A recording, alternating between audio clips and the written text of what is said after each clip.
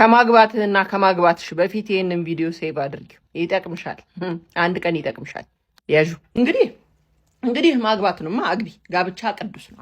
አዎ ጋብቻ ቅዱስ ነው። ግን ያው በወጉ በባህሉ መሰረት ሰባት ዘር ይቆጠራል። አዎ ታውቂያለሽ መቼስ ይሄንን ሽምግልና ሲላክ 7 ዘሩ ከየት ነው የሚለውን እናጣራለን፣ እናያለን፣ እንመረምራለን፣ እንፈተፍታለን። አዎ ኦ ማይ ጋድ ማም ዘር እኔ በዚህ ልክ ጠብቄሽ አላውቅም። እውነት ብዙ ነገር ትሆኛለሽ በዚህ ዘመን፣ አማራ፣ ትግሬ፣ ኦሮሞ፣ ደቡብ ምናምን በዚህ ዘመን ማም እኔ ከአንቺ በእውነት ይሄንን አልጠብቅም። ያጣብቅሽ እዛው ጥብቅ አድርጎ ያስቀርሽ አባቴ አምላክ።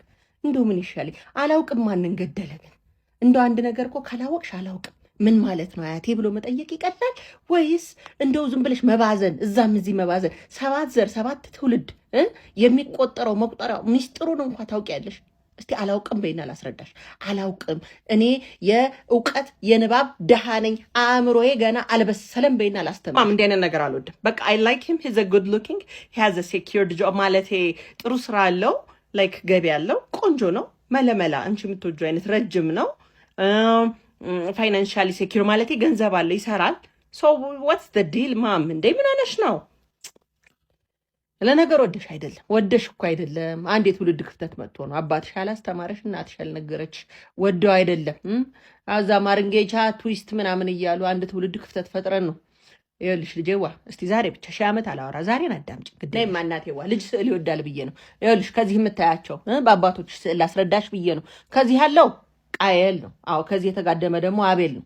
ይህነኝ ከመጽሐፍ ቅዱስ ታስታውሻለሽ? አዎ ወንድሙ የገደለው አዎ ቃየልና አቤል ታሪክ ወዲህ ነው። ይኸውልሽ 7 ዘር የምናጣራ ያንቺ ባል ከዚህ ከቃየል ነው ወይስ ከዚህ ከአቤል ዘር ነው የሚለው ነው መጣራት ያለበት።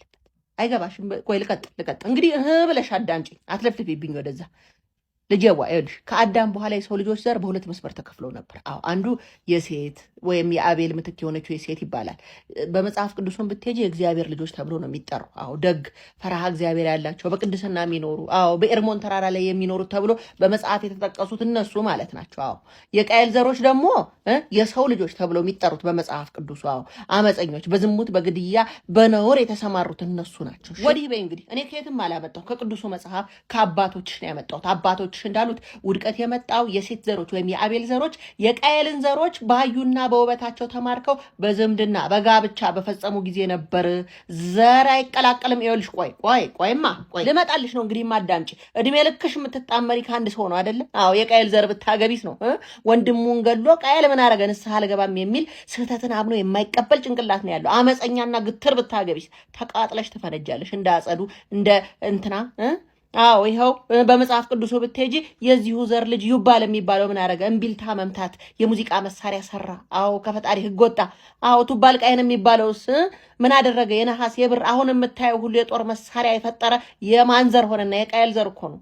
ከንቱ መዝናኛና ስጋዊ ጥበብ ላይ የሚያተኩሩ ሴቶቹ በጌጣጌጥ በልብስ በውጫዊ ውበት ብቻ የሚያምኑ ልቅ የሆነ ወሲብ ህይወት፣ ይህ ሁሉ የማን ታሪክ ነው? በመጽሐፍ ቅዱሱ ቁጣ ደም መፋሰሱ የቃየል ስንተኛ ትውልድ ነው? 5ኛ ትውልድ ነው። አዎ ላሚህ የሚባለው ብላቴና የገደለ አዎ በትንሹ የሚቆጣ ቂም የሚይዝ ችግር በኃይል የሚፈታ ጉልበት የሚጠቀም የሚቀጠቅጥሽን የምታገቢ የሚያቄምብሽን የምታገቢ ብትሆኝስ ነው። አዎ ስደት አለመረጋጋት ልዩ ባህሪ የሆነው የቃየል ዘር ብታገቢስ?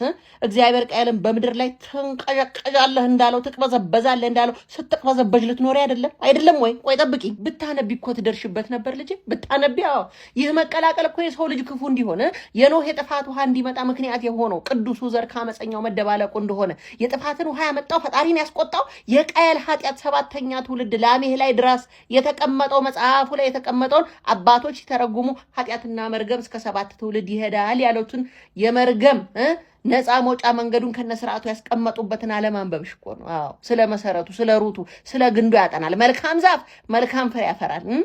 አንቺ አንድ እሱን አይደለም የምታገቢው። እሺ የምታገቢው ብዙ ነው። የደም ትስስር ነው። ከማጋ ነው የምትተሳሰሪ ልጅ። በይማ ንገሪኝ እስቲ እችን ቀን አወቅኩት ብለሽ አንቺ ልትለዩ ነው? በዚች ቀን ትውውቅ ልትለዩ ልታቂው በአመታት አጥንተሽ ልደርሽበት ባልሽን አወቅሽው ልትይ።